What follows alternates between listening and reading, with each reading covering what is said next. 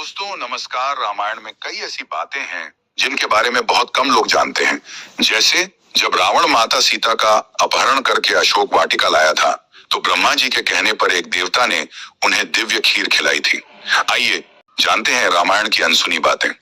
महर्षि वाल्मीकि द्वारा रचित रामायण में मर्यादा पुरुषोत्तम श्री राम के बारे में वर्णन किया गया है।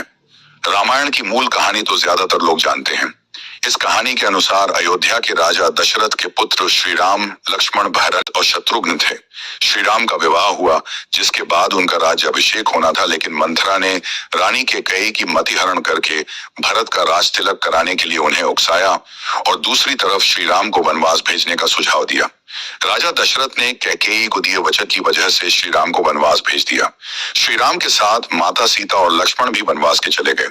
इसके बाद माता सीता का रावण द्वारा अपहरण और फिर श्री राम द्वारा रावण का वध करने की कहानी रामायण का सार है। रामायण की मूल कहानी के साथ कुछ ऐसे भी अनसुने पहलू हैं जिनके बारे में बहुत कम लोग जानते हैं। आइए जानते हैं रामायण के अनसुने पहलू।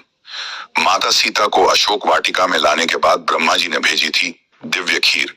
रावण जब माता सीता का अपहरण करके अशोक वाटिका में लाया था तो माता सीता भूख से व्याकुल थीं, लेकिन वे रावण का अधर्म से कमाया अन्न नहीं खाना चाहती थीं। यह देखकर ब्रह्मा जी ने इंद्रदेव के हाथों एक दिव्य खीर भेजी। इंद्र ने छल से सभी राक्षसों को यह दिव्य खीर खिलाई, जिसे खाकर सारे राक्षस गहरी नींद में सो गए। और इसके बाद माता सीता ने ब्रह्मा जी के अनुरोध पर खीर खाई, जिससे कि उनकी भूख प्यास शांत हो गई। रामायण के अनुसार रावण ज्ञानी होने के साथ मायावी भी था, इसलिए अपनी माया का प्रयोग करके कहीं भी जा सकता था। एक बार रावण स्वर्गलोक पहुंचा। वहां वो रंभा नाम की अप्सरा पर मोहित हो गया।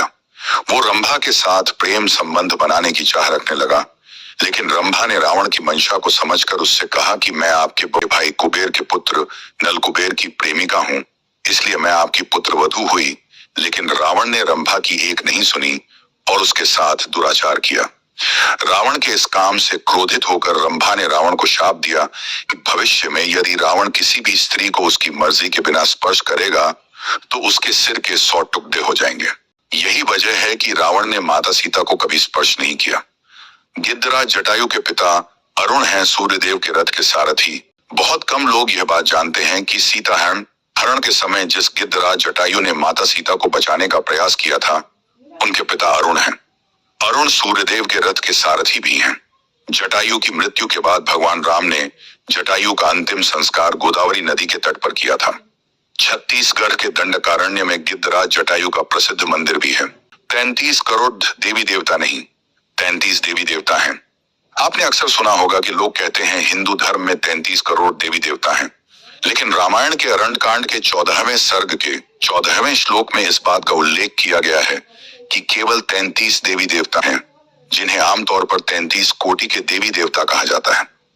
रामायण ग्रंथ के अनुसार 12 आदित्य, 8 वसु, 11 रुद्र और 2 अश्विनी कुमार, यही 33 कोटि के देवी देवताओं की श्रेणी है। शूर्पणखा ने मन ही मन दिया था रावण को शाप। रावण की बहन शूर्पणखा राजा कालकेय के सेनापति विद्युतजिह्व से प्रेम करती थी। शूर्पणखा विद्युतजिह्व से विवाह करना चाहती थी, लेकिन रावण ने राजा कालकेय के राज्य पर विजय प्राप्त करने के बाद विद्युतजिह्व का वध कर दिया। रावण यह बात जानता था कि उसकी बहन विद्युतजिह्व से विवाह करना चाहती है, लेकिन फिर भी उसने अपनी विजय को सबसे ऊपर रखा। जब शूर्पणखा को इस बात का पता चला तो उसने अपने प्रेमी की मृत्यु पर मौन विलाप किया और अपने भाई रावण को मन ही मन शाप दिया कि जिस तरह तूने मेरा घर बसने से पहले ही उजाड़ दिया है, उसी तरह मैं भी तेरे घर, परिवार और पूरे कुल के विनाश का कारण बनूंगी। तेरा विनाश मेरे ही कारण होगा। दोस्तों, अगर आपको यह कथा प्रेरणादायक लगी हो तो वीडियो को लाइक करें और ऐसे ही पौराणिक और भावनात्मक प्रसंगों के लिए चैनल को सब्सक्राइब करना न भूलें। मिलते हैं अगली कहानी में एक नए चरित्र, एक नई प्रेरणा के साथ। जय श्री राम।